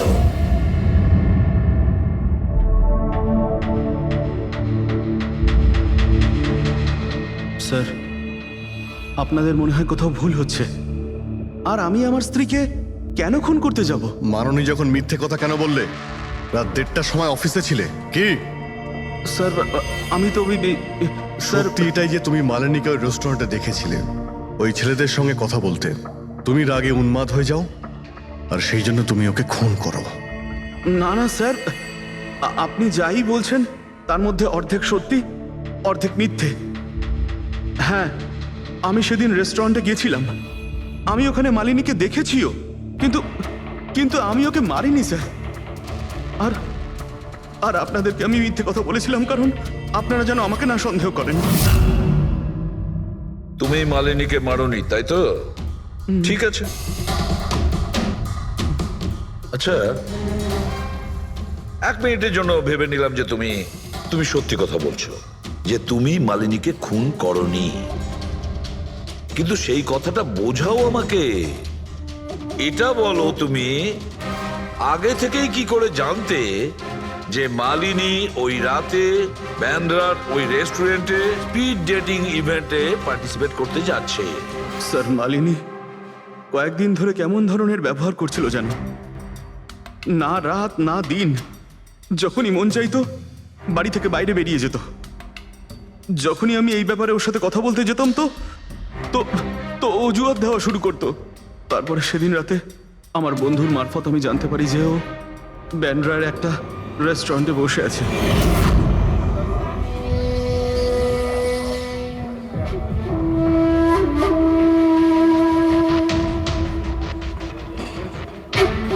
নিজের স্ত্রীকে স্পিড ডেটিং এ দেখে আমার মনটা একেবারে ভেঙে যায় স্যার। আমার মনে হয়েছিল যে আমার ভালোবাসায় কি কোনো খামতি রয়েছে, কিন্তু আমি ওই মুহূর্তে ওই রেস্টুরেন্টে ওর সাথে ঝগড়া করিনি।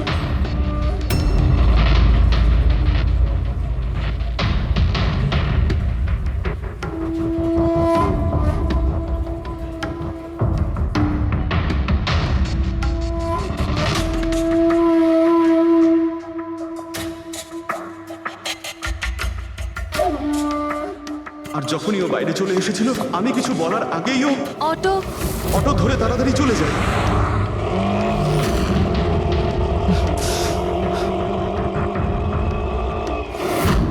স্যার আমি সত্যি কথা বলছি, আমার উদ্দেশ্যটা শুধু ওর সাথে কথা বলাই ছিল, ওকে একেবারেই প্রাণে মারতে নয়।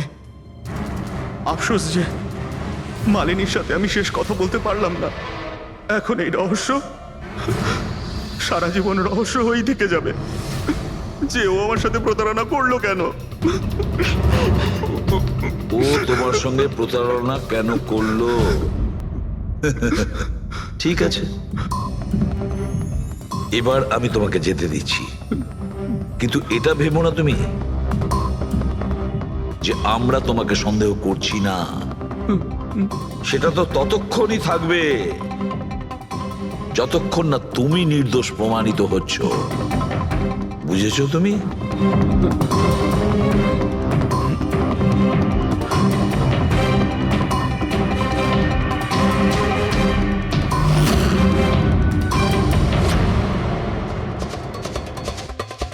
স্যার এই যদি না হয় তাহলে সন্দেহ ওদের দিকেই যাচ্ছে যারা মালিনীর সঙ্গে ওই দিন রাতে ছিল। রবি, কিছু জানতে পারলে? স্যার ওই দিন রাত্রে মালিনী 6 জন লোকের সাথে কথা বলেছিল। সুনীল, আরজে, হেমন্ত, গৌরব, ময়ূক আর প্রতীশ। একটা কাজ করি আমরা, ওই 6 জনকে রেস্টুরেন্টে ডাকো, ভালো করে জিজ্ঞাসাবাদ করতে হবে। খুনি নিশ্চয়ই এদেরই মধ্যে কেউ হবে। স্যার এই কেসটা তাড়াতাড়ি সলভ করুন না, আমাদের রেস্টুরেন্টের খুব বদনাম হচ্ছে। একটা নিরীহ মেয়ে খুন হয়েছে, হ্যাঁ, আর তুমি তোমার রেস্টুরেন্টের নাম নিয়ে পড়ে আছো। শুধু নিজের ব্যাপারে তুমি ভাবছো, একটু সমাজের ব্যাপারেও ভেবে দেখো। হ্যাঁ স্যার, হ্যাঁ স্যার সবাইকে আধ ঘন্টার গ্যাপে গ্যাপে ডেকেছি। ঠিক আছে, গুড। একটা কথা ঠিক করে বলো, যখন এখানে ইভেন্ট চলছিল তখন তুমি এখানেই ছিলে তো? হ্যাঁ স্যার। তাহলে যদি এদের মধ্যে কেউ আমাদের কাছে মিথ্যে কথা বলে, কোনো কিছু লুকোনোর চেষ্টা করে, তাহলে সঙ্গে সঙ্গে আমাদের বলে দেবে, কেমন? ঠিক আছে স্যার। স্যার মেয়েটা সুন্দরী ছিল, কিন্তু ততটাই বোরিং। ওর প্রতিটা কথা আমার মাথার উপর থেকে বাউন্স করে চলে গেছে। স্যার ও তো আমার সাথে বেশি কথাও বলেনি। হতে পারে যে আমাকে দেখে ও লজ্জা পেয়েছিল, বা আমাকে ওর আদৌ পছন্দ হয়নি। স্যার ও আমার সঙ্গে ছিল আবার ছিলও না। ছিল অথচ ছিল না মানে? স্যার অ্যাকচুয়ালি ও কথা তো আমার সঙ্গেই বলছিল, কিন্তু ওর মন অন্যদিকে ছিল, বারবার অন্য কাউকে দেখছিল।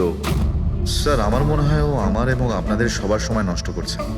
ওর লাইফ পার্টনার বেছে নেওয়ায় কোনো ইন্টারেস্টই ছিল না স্যার।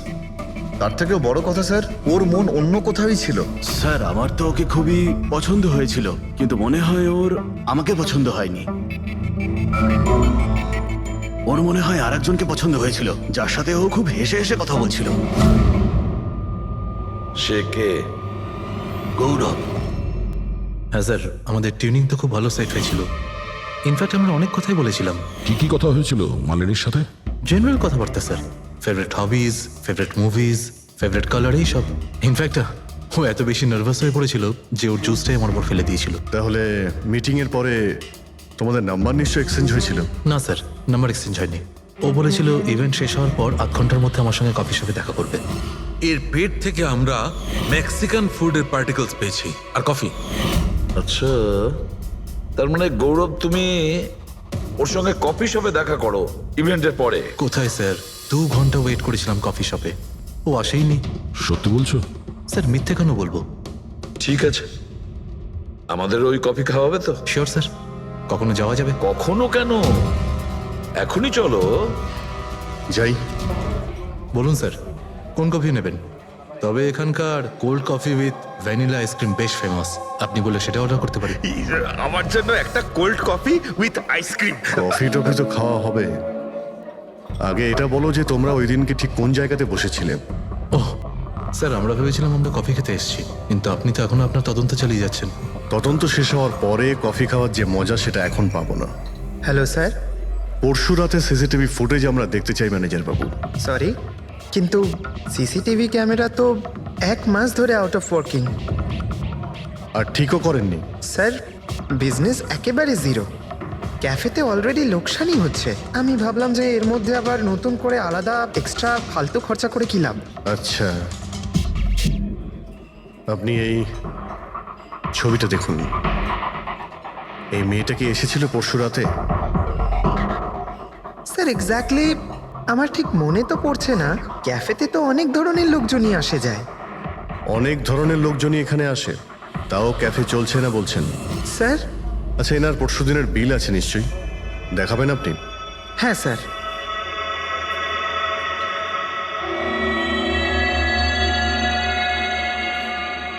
স্যার এই যে বিল, 27 তারিখ রাতের 11টা বেজে 4 মিনিটের বিল এটা।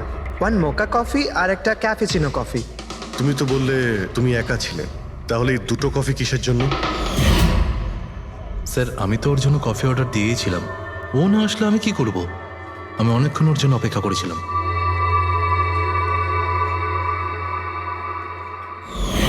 স্যার এবার তো খান আমার সঙ্গে কফি। খাবো, নিশ্চয়ই খাবো, কিন্তু কেসটা শেষ হওয়ার পর। ঠিক আছে স্যার, তাহলে আমি যাই এখন। তুমি যেতে পারো। Thank you very much. Most welcome. Sir, এই কেসটা তো আমার মাথার কল কবজা পুরো ঢিলা করে দিয়েছে। যদি মালিনী এখানে কফি নাই খেয়ে থাকে, তাহলে খেলো কোথায়?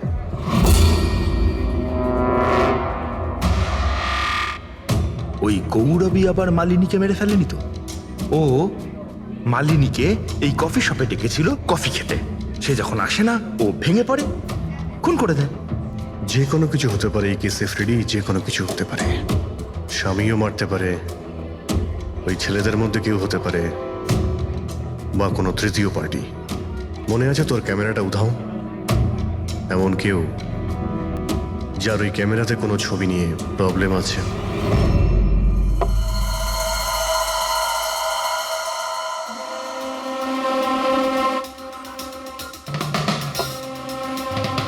যদি মালিনীর ক্যামেরাটা উধাও হয়ে যায়, তাহলে মালিনী নিশ্চয়ই এমন কোনো ছবি তুলেছিল যেটাতে কারোর না কারোর রাতের ঘুম কেড়ে নিয়েছিল।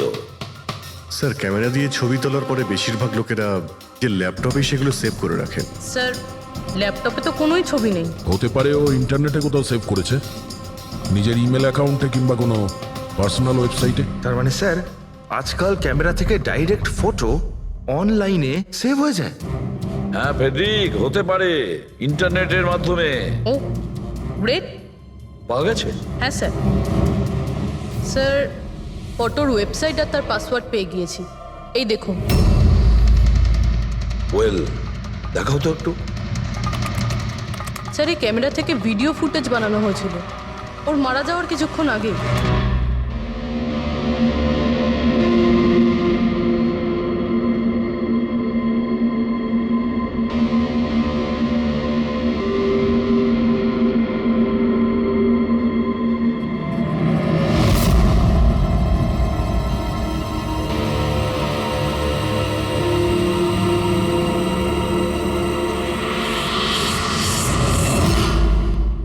এই ফুটেজের জন্যই মালিনীর খুন হয়নি তো? হতে পারে, নিশ্চয়ই হতে পারে। মনে হচ্ছে এই মালিনী কারোর হয়ে স্পাইগিরি করছিল, কারোর মুখোশ খুলে দিতে চেয়েছিল, আর এই জন্যই ও খুন হয়ে যায়। এই মালিনীর সম্পর্কে আমরা এখনো ঠিক জায়গায় পৌঁছতে পারিনি স্যার। এতক্ষণ মনে হচ্ছিল যে ও স্পিড ডেটিং এর জন্য গেছে, তারপরে জানা গেল যে ও বিবাহিত, মেডিকেল প্রফেশনাল, আর এখন জানা যাচ্ছে ও কারোর ওপর গোয়েন্দাগিরি করছিল। আর ওই গোয়েন্দাগিরিটা কোনো মেডিকেল ফিল্ডের সঙ্গে কানেক্টেড হতে পারে, কারণ ফুটেজে দেখোনি চারিদিকে শুধু মেডিসিন সাজানো। স্যার, এই ফুটেজের মধ্যে একটা জায়গাতে একটা ছায়া দেখতে পাওয়া গেল না? খুনির হতে পারে। চেক করি চলো।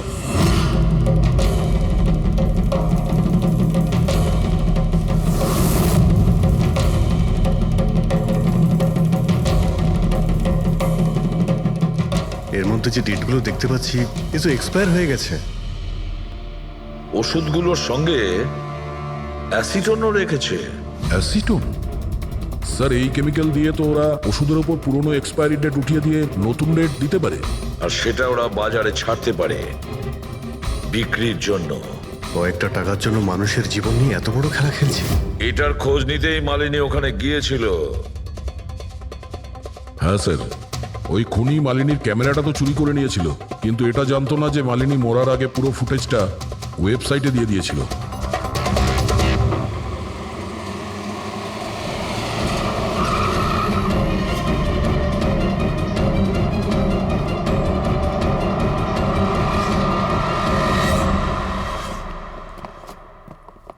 স্যার আপনারা কাকে খুঁজছেন?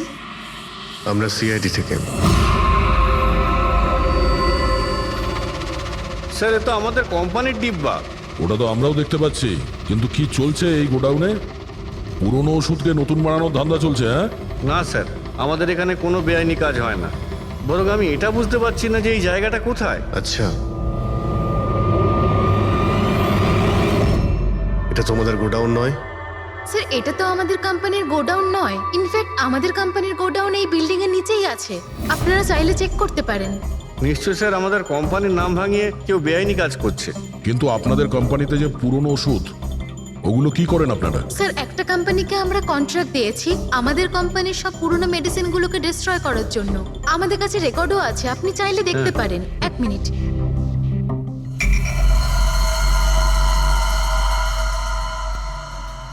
স্যার এই দেখুন, এখানে কোম্পানির সমস্ত রেকর্ড মেনশন করা আছে।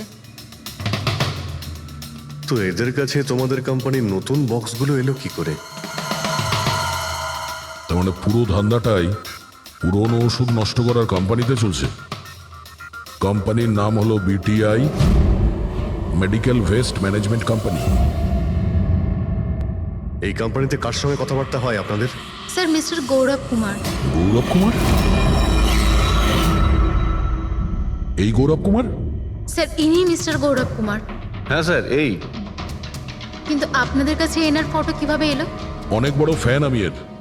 দরজা সব লক চেঞ্জ হয়েছে কিনা? হ্যাঁ স্যার, এই নিন। তাড়াতাড়ি সবাই কাজ করো, অনেক কাজ পেন্ডিং রয়েছে। গো। কি ব্যাপার গৌরব, খুব রেগে আছো মনে হচ্ছে? স্যার আপনারা এখানে? আমাকে ডাকতে পারতেন। ভাবলাম বারবার তোমায় কেন কষ্ট দেব, আমরাই চলে আসি। স্যার এবারে আপনাদের কফি না খাইয়ে ছাড়ছি না। আচ্ছা, কখনো জেলের কফি খেয়েছো? জেলের কফি? হ্যাঁ, অভ্যেস করে নাও, কারণ বাকি জীবনটা তোমার ওখানেই কাটতে চলেছে। স্যার আপনারা এখনো আমাকে সন্দেহ করেন? সন্দেহ করবো না তো কি করব, হ্যাঁ? ফিগল্যাক্সি কোম্পানির পুরনো ওষুধগুলোকে নতুন করার ব্যবসা করছো তুমি। আপনি কি বলছেন স্যার? তোমার কোম্পানির গোডাউন দেখতে হবে আমাকে, চলো দেখাও। স্যার আমার কোম্পানির গোডাউনের চাবি হারিয়ে গেছিল, এই দেখুন এই মাত্র ডুপ্লিকেট বানিয়ে আনলাম। আপনারা চাইলে আমার স্টাফেদের জিজ্ঞেস করুন। চাবি হারিয়ে গেছে? হ্যাঁ স্যার।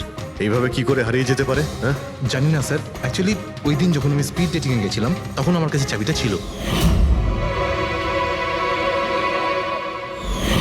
তারপর হারিয়ে গেল। যখন তুমি স্পিড ডেটিং এর জন্য গিয়েছিলে তখন চাবিটা নিজের সঙ্গে নিয়ে গিয়েছিলে? অ্যাকচুয়ালি স্যার এই চাবিটা সবসময় আমি সঙ্গে রাখি। ফার্স্ট টাইম হলো এটা যে চাবি হারিয়ে গেল। এই মালিনী কি তাহলে চাবি চুরি করেছিল, তারপর ওখান থেকে সোজা বেরিয়ে এই গোডাউনে আসে ভিডিও করার জন্য? গৌরব তুমি বলছিলে কি মালিনী তোমার উপরে জুস ফেলে দিয়েছিল, কি এক্স্যাক্টলি কি হয়েছিল? স্যার অ্যাকচুয়ালি সেই রাতে হেই হাই। হাই। এর আগে আপনার কতগুলো গার্লফ্রেন্ড ছিল? গার্লফ্রেন্ড তো ছিল, ওর নাম ছিল খুশি। আচ্ছা, ব্যাপারটা এগুলো না কেন? অ্যাকচুয়ালি ওকে কেউ সিরিয়াসলি নিতই না। যখনই কাঁদতো সবাই বলতে এ তো খুশিতে কাঁদছে। আরে আপনার সেন্স অফ হিউমার তো, আরে আই এম সরি, আপনার শার্ট। ইটস ওকে, দোষটা আমারই। তারপরে চলে গেল। হয়তো চাবিটা সেই সময় হারিয়ে যায়।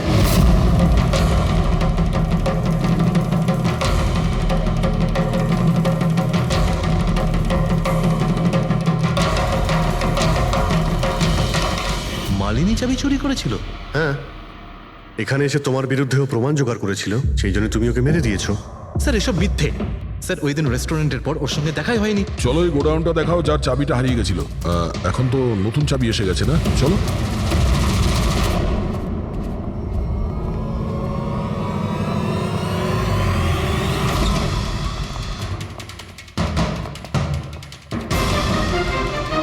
স্যার এটা তো সেই জায়গাটাই। যার ফুটেজ মালিনী শুট করেছিল।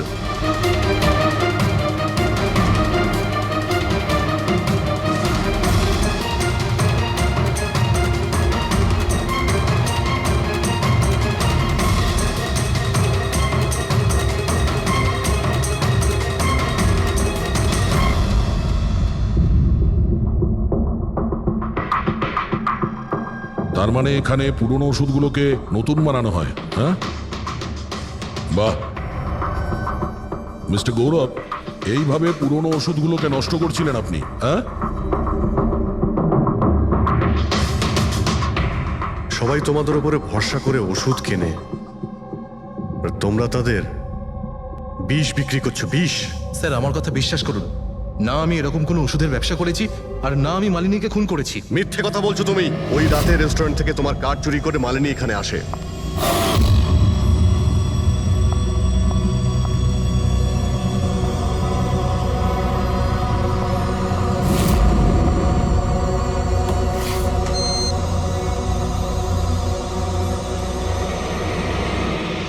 ও এখানে সেই ফুটেজ শুট করে।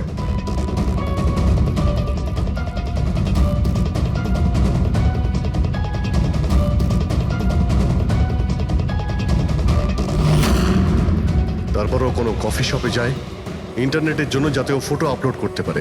এক্সকিউজ মি, ওয়াইফাই এর পাসওয়ার্ড? ঠিক আছে, থ্যাংক ইউ।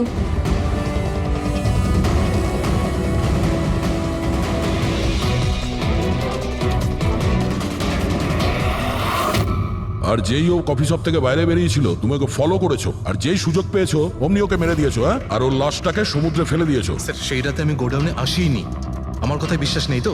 ঠিক আছে, ওয়াচম্যানকে জিজ্ঞেস করুন। ওই ফুটেজে একটা ছায়া দেখতে পেয়েছি, কে ছিল সে?